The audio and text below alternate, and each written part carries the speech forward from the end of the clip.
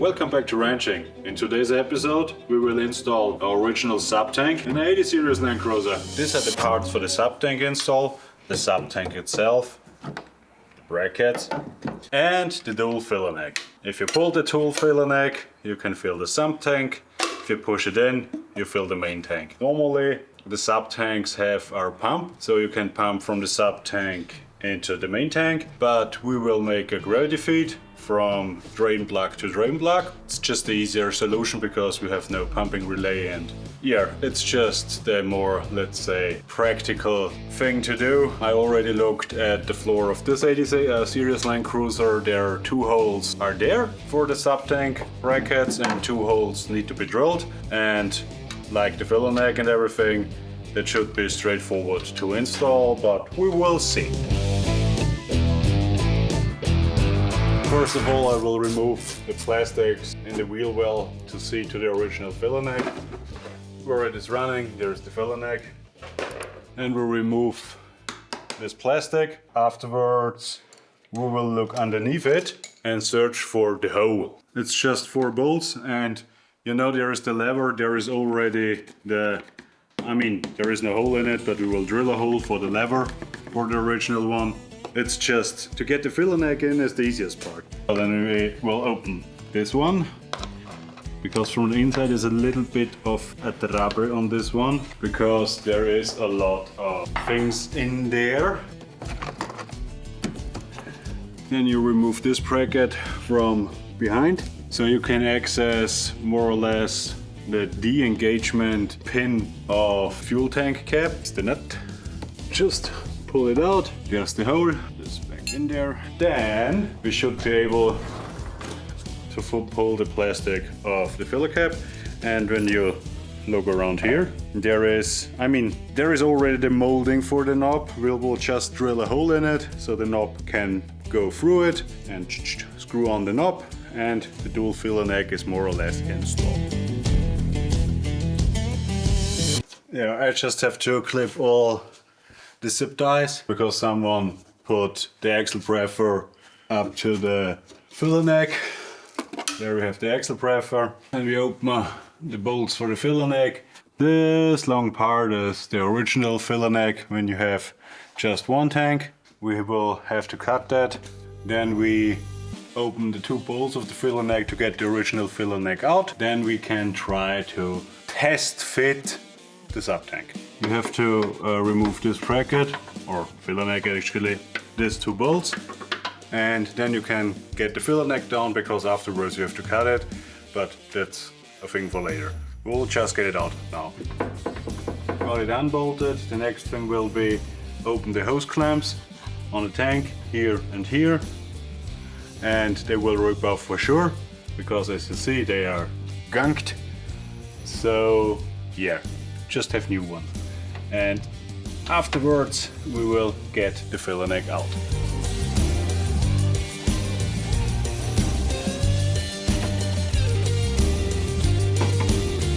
So that's the filler neck, and now we have to get it out. And here we have the dual filler neck, and because if you have a single tank, the filler pipe is 1 piece. If you have the dual filler neck, it is actually a 2-piece thing, not a 1-piece thing. What I will do now, I will measure here the dual filler neck, will mark it here, and will cut the filler neck while it's in the car. You can also cut it when the filler neck is completely out. But on this car with the 3-inch exhaust, it's a little bit tight in there to wiggle it out. And the easiest solution is for me now, because I have to cut it in there, and then get the 2 pieces out, and then I will bolt in the filler neck and bolt back in the filler pipe. We will connect it with a hose.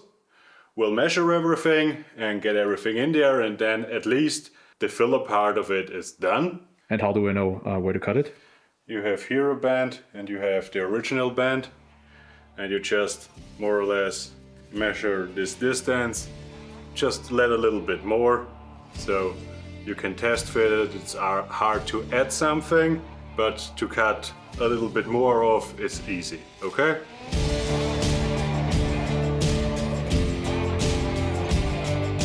I measured here a certain distance, So here we have the bend, so we're around 13 centimeters. And then we have here the bend again, and we go to around 13, and that is where we would cut it. We will let it a little bit longer. As I said, it's easier to cut more off than add something.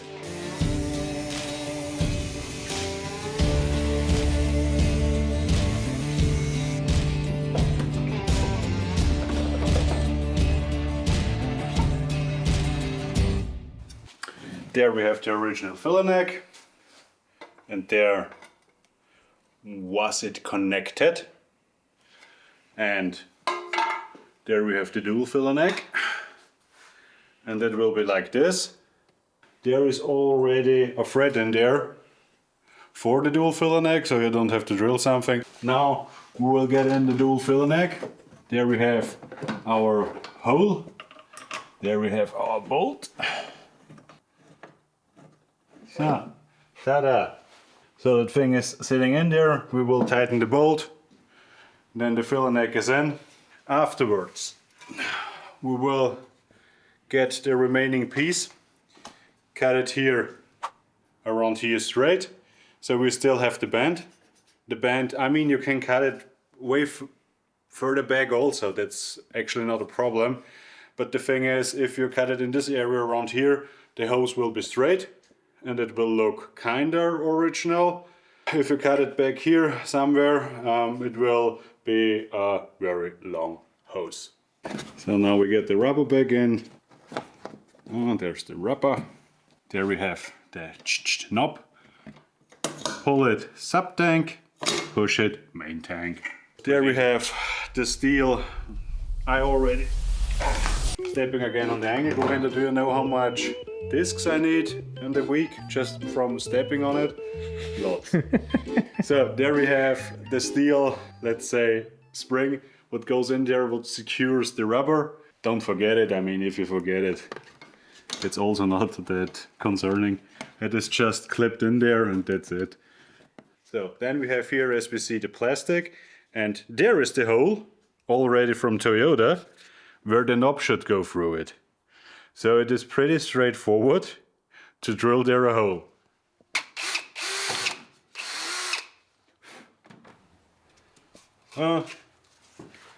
There we have the new hole. Then we have here, we push the knob, and the knob is actually on the floor. So you can also actually unscrew the knob. There is a thread on it. It's a Toyota. This just fought through. There isn't much what you can actually miss or on it. Get the knob screwed on. Main tank, sub tank. Then we have 1, 2, 3, 4. Get that thing bolted in again. Now we get that little pinny thing in. Don't forget it, because the fuel door will not close then, or it will close, but will not stay closed. There we have our little thingy dingy. When you put in the rubber, just be sure that thingy dingy didn't fall down and is now down there somewhere, because then you have to remove the plastic insert to get it up. Good, we have the pin back in. There's the pin. Before you put the interior back in, try if the fuel cap opens. Oh, gotta add success. And when it opens, success.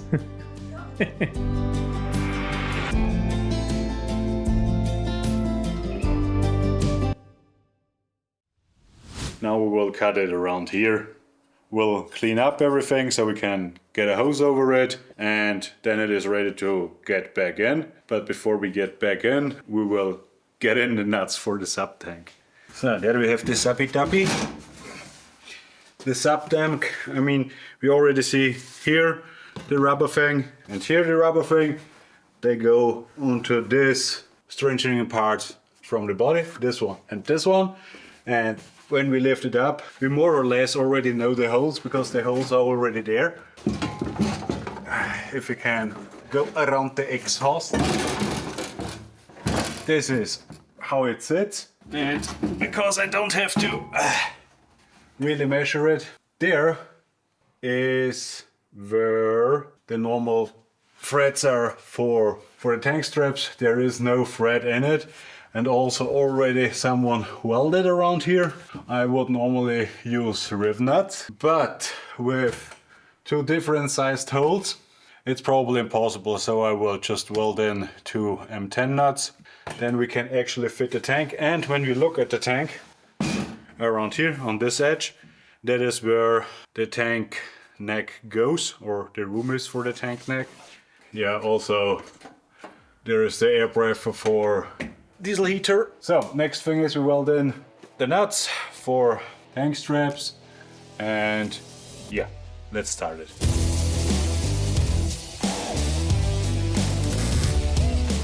I welded in 2 M10 nuts. The next thing is, when I find it, we will test fit the tank straps. Afterwards we will put in the subtank, get this wiring loom around here unclipped, and then get the subtank up, make 2 mark it, so push it up, mark it where the holes should be, drill a hole, weld in another M10 nuts because you're already in the M10 nut fever, and yeah, then it's on there.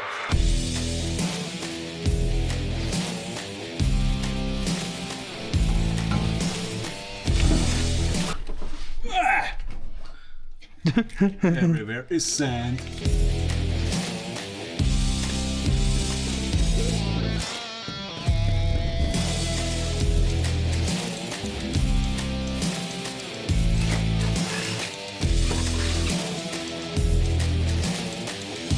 I welded in the 2 other nuts.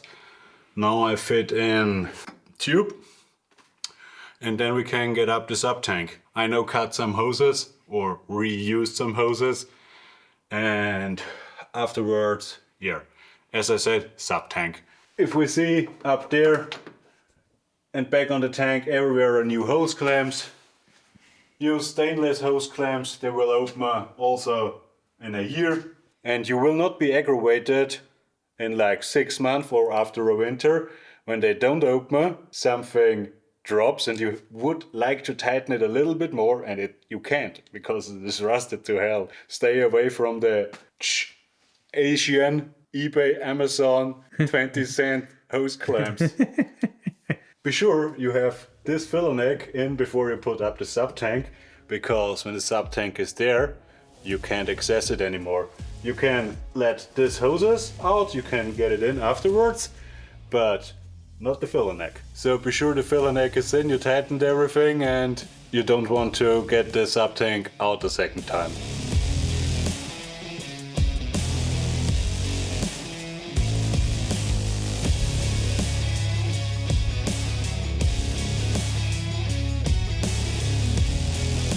This car is a little bit of a special case because it has, as I said, a diesel heater and everything, and everything is tucked in there because it didn't have a subtank before. So I will get the subtank now hand tied up there and then look for how I get all the wires and hoses back in. Just that nothing rubs and every wiring loom sits where it should sit, and then you are actually pretty okay. The filler necks and hoses are on there. There are new hose clamps on there. The breathers, so the fuel tank breather is also connected. Everything in terms of filling is there. And the next thing we'll do, we will drain the main tank, what is in the middle on the A series, and get the drain plug out, and we will make a connection from drain plug to drain plug. That means when the main tank gets empty, it drains from the sub tank into the main tank. At least when the car is more or less straight. I mean, when it is sitting on a 20-degree slope backwards, it will probably not fill it, but... So we're just using gravity. Yeah, we just... Science! Let's start it to drain the main tank. Be sure when you drain the main tank, the car is half. We have here 80 liters of fuel canisters, so plenty. I actually opened nothing. I clip it because already the diesel heater is connected to the drain plug, and we will clip it because we will get the diesel heater afterwards back into the drain plug, but with a different setup. If you don't have a diesel heater in your drain plug, don't think about it. Was sagst du zum Abstreu? Looks like an 80-year-old man.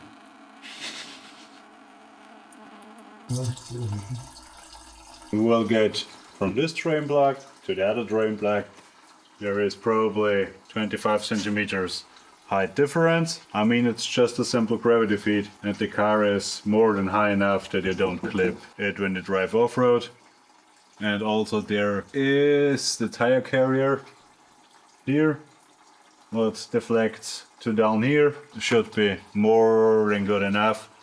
And when you put out a spare tire, I mean, with the 3-inch pipe, I don't think you can get on a tire carrier, but should be more than enough that it works. And now we wait a bit until it is drained, and then we can connect it and be good.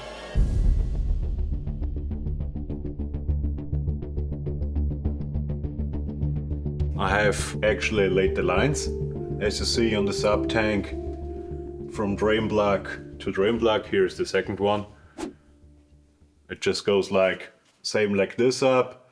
I have to connect it. The lines are there. Now I put in this thing and also connect the diesel heater, and then actually we can fill it up, and then you'll be here gluk gluk gluk gluk gluk gluk, because we will fill the Subtank, and then we actually know, because the main tank is empty, how good it feels down, or feeds down actually, and that's what we are doing now.